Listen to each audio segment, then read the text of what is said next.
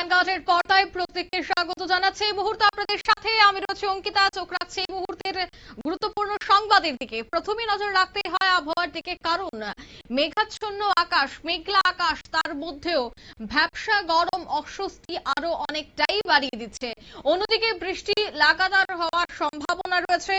এখনো পর্যন্ত যে আপডেট পাওয়া গেছে যে আগামী কয়েকদিন কিন্তু আরো বৃষ্টিপাতের সম্ভাবনা রয়েছে গোটা উত্তর পূর্বাঞ্চল জুড়েই।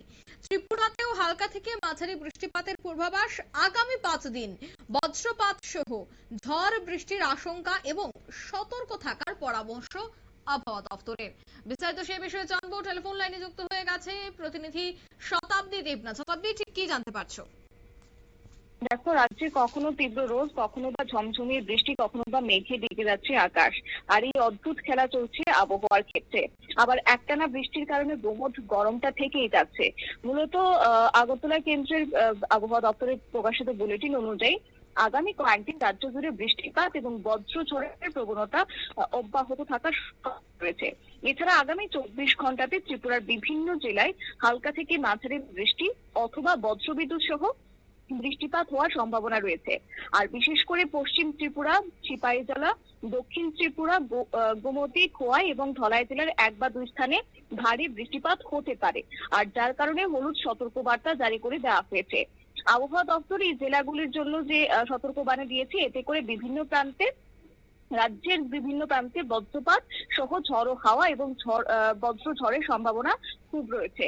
তাই বিশেষ করে এই কয়েকটা দিন অবশ্যই সতর্ক থাকতে হবে রাজ্যবাসীকে। এছাড়া তোমার আগরতলাতে গত 24 ঘন্টাতে রেকর্ড করা হয়েছে সর্বোচ্চ তাপমাত্রা 32.4 ডিগ্রি সেলসিয়াস এবং সর্বনিম্ন তাপমাত্রা ছিল 23.5 ডিগ্রি সেলসিয়াসের ঘরে।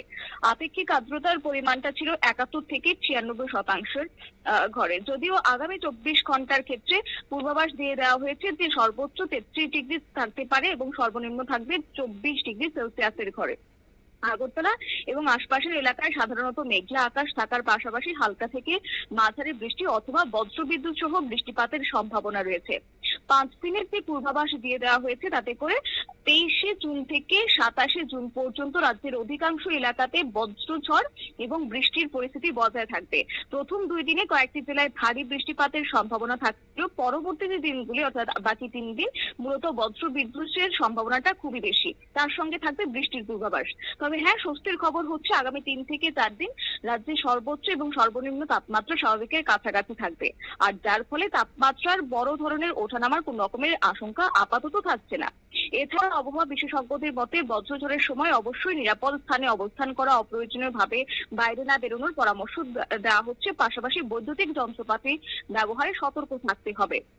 এছাড়া এই মুহূর্তে কিন্তু দেশের আবহাওয়ার কথা যদি বলি, তাহলে বর্তমানে পরিস্থিতি সমুদ্রপৃষ্ঠের গড় উচ্চতায় পাঞ্জাব থেকে হরিয়ানা এবং উত্তরপ্রদেশ হয়ে বিহার পর্যন্ত মৌসুমী অক্ষরেখা সক্রিয় রয়েছে।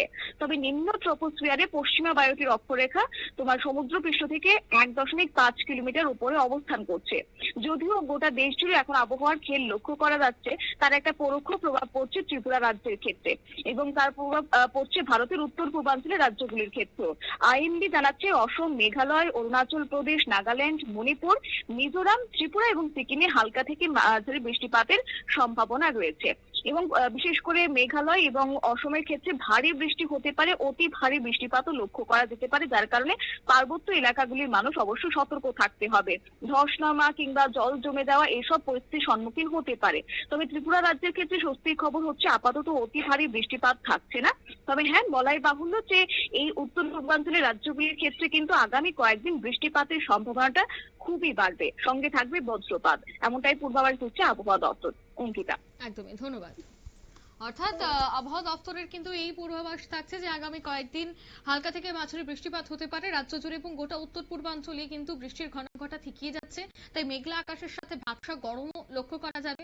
যে শুধুমাত্র মেঘলা আকাশ তার জন্য যে তাপমাত্রাটা কম থাকবে সেটা কিন্তু নয়, একটা ভ্যাপসা গরম অনুভূত হবে, কিন্তু বৃষ্টিও কিন্তু কোনো অংশেই পিছু ছাড়ছে না। এই মুহূর্তে নিয়ে নিচ্ছি ছোট্ট একটি বিজ্ঞাপন বিরতি, সঙ্গে থাকুন।